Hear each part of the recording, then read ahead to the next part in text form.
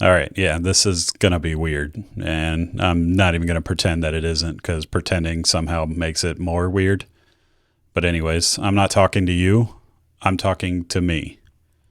Specifically, the version of me that's somewhere in my mid to late teens. You know, the version that thinks he's pretty self aware, fairly mature, definitely smarter than all the adults, while also being quietly convinced that everyone else got a head start on life while I was in the bathroom and they handed out instructions, maybe. So if you're a teenager, maybe early 20s, and you're watching this, relax. I'm technically not talking to you. I'm just talking to myself. You just happen to be eavesdropping, which honestly is probably the only way you'd listen, anyways. So, all right, kid. First thing, unclench your jaw. You've got to relax. You've been walking around tense for no reason, like the universe is about to hand you a pop quiz on life that you didn't study for. And every decision you make feels like it's being permanently recorded somewhere that you'll have to explain later. It's not. You're not on trial. You're not late. You're not failing. You're just early. And early can feel confusing, sometimes uncomfortable, and a little unfair, especially when the internet keeps showing you people your age who look rich and confident, emotionally healed, and somehow already living their purpose, which is impressive considering most of them can't cook anything outside of a microwave. And look, I'm not anti-internet. I'm literally making a video for it. But the internet has done an incredible job at convincing teenagers that if you don't have life figured out by like 16, you're somehow behind, which is hilarious because at 16, I was more worried about putting gas in my car and acne and whether my CD player was going to skip on the next pothole in my favorite song. You might have to Google that. You're fine. And Gen Z, I say this with affection. You guys are smart and thoughtful, emotionally aware, and somehow stressed about things that adults haven't even figured out yet, which is wild considering you still have to ask permission to use the bathroom. And you Gen Alpha, y'all are feral. I don't know what's happening there, but you're built like feral raccoons with iPads and way too much confidence. I genuinely wish you luck. Anyway, here's the thing nobody explained clearly to me when I was your age, so I'm going to say it slowly because it matters. And I've got kids, teenagers, several of them. You don't need to have your life figured out. You need to learn how to show up. That's it. Not confidently, not perfectly, not with a 5-year plan and a vision board. Just show up because you're doing this thing. And I know you are because I did it. Where you keep telling yourself that once you feel more confident, more prepared, more sure of yourself, then you'll raise your hand, you'll try harder, you'll take that risk. That's backwards. Confidence is not the entry fee. Confidence is the receipt. You don't wake up confident and then go do hard things. You do hard things awkwardly enough times that confidence eventually shows up late, out of breath, and goes, all right, fine, I guess we're doing this now. And yes, you are going to look stupid sometimes. That's not a flaw. That's just the cost of admission. If you never look stupid, you're not actually participating in your own life. You're just spectating and critiquing people who are braver than you. Now let's talk about effort because this is where teenage me really needed a wake-up call. You don't need to be the smartest person in the room right now. You don't need to be the most talented, the most athletic, or naturally gifted. But you do need to learn how to work hard when no one is watching. And there's absolutely no immediate reward to be had because talent can even out in the long run. Discipline doesn't. And I'm not talking about motivational speaker discipline, not the wake up at 4 a.m. and scream affirmations in the mirror while drinking something green kind of discipline. I'm talking about boring discipline, the kind where you do the assignment even though it's annoying, where you practice after the excitement has already worn off of starting that activity or sport, where you finish things even when nobody claps and no one's impressed. That boring discipline compounds quietly. And if you build that muscle now, you'll be shocked later how much easier life feels compared to anybody else who didn't. Which brings me to something we need to address honestly. The difference between being tired and being lazy. Being tired is real. Being overwhelmed is absolutely real.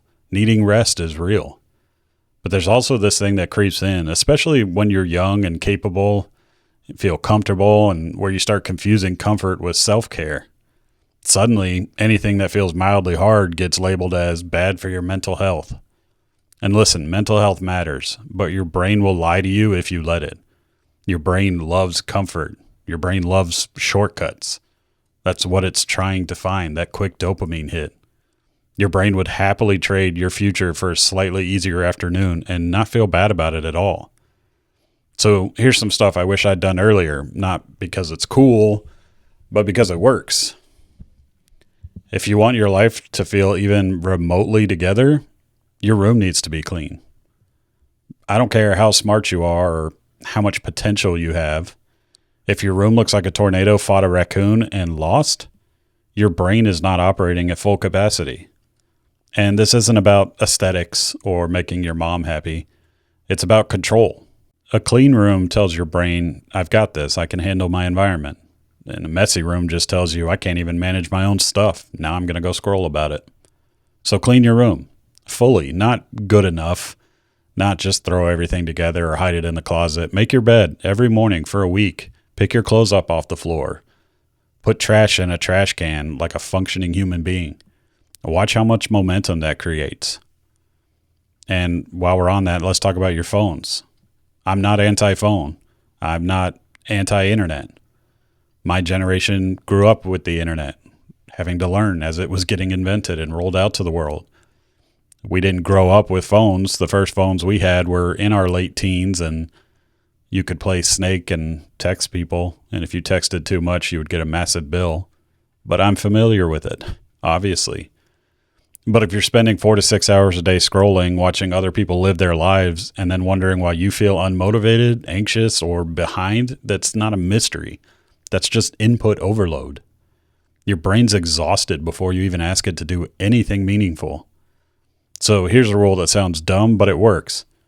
Pick 1 hour in a day where your phone is out of reach. Not face down, not just in case, actually gone, out of the way.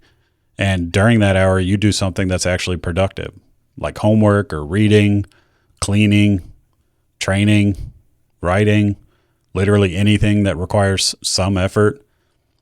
You don't need discipline forever. You need discipline for 1 hour. And that hour repeated will separate you faster than talent ever will. Let's talk about your body, because nobody takes this seriously until it's too late. Ask every millennial with back problems. You don't need to be shredded. You don't need to look like a fitness influencer, that perfect lighting and zero responsibilities. But you do need to move every day. Your body is not optional equipment. If you treat it like garbage, your brain will follow. Trust me, look how many dumb adults there are walking around. Walk, lift something heavy a few times a week. Do something physical that sucks, just enough to remind you that you're capable of discomfort. And for the love of everything decent, go to bed on time. Late nights turn into bad mornings turn into rush days turn into sloppy decisions. And suddenly you're wondering why everything feels harder than it needs to be. Just pick a bedtime and stick to it most nights. That alone will quietly put you ahead of more people than you could possibly realize. Now, relationships. Yeah, we need to talk about this, because teenage you is way too emotionally invested in them. And don't get me wrong, relationships matter. Connection matters. Love matters. But right now, way too much energy is being burned on gossip and drama and overanalyzing texts and reading into looks and replaying conversations and letting your emotional state get hijacked by whether or not someone likes you back. It's exhausting. And worse, it trains you to outsource your happiness. That's the real problem. Here's the truth nobody wants to hear at your age. If you're not good alone, you will never be good in a relationship. You'll be anxious, you'll be clingy, you'll settle, you'll tolerate things you shouldn't just to avoid being alone. Solitude is not punishment. Solitude is training. Learning how to be alone with your thoughts without constant noise, without needing validation every 5 minutes is one of the most powerful skills you can develop in your whole life. That doesn't mean that relationships don't matter. It means they should add to your life, not become the foundation of your self-worth. Build yourself first. Get disciplined. Get capable. Get comfortable being alone. Go out to eat by yourself. Go to a movie theater by yourself. Go to a park, sit on a bench, read a book by yourself. Take yourself out for a fun night without anybody else. That builds so much self-confidence to not care what other people are doing or saying around you and just clear your mind, because the right relationships don't complete you, they complement you.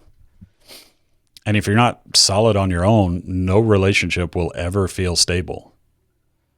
Now, there's one more thing I need to talk to you about, because this one quietly messes people up for years if they don't learn it early, and that's the difference between being tough and being loud. Standing up for yourself does not mean being aggressive and confrontational, sarcastic, or constantly proving something to everyone around you. That's not strength. That's insecurity wearing armor. Real toughness is quieter than that.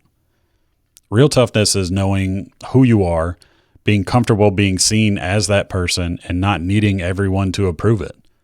Don't be afraid to be seen, but don't seek attention either. There is a difference. Being seen means you show up honestly. You speak when something matters. You don't shrink yourself to make other people comfortable.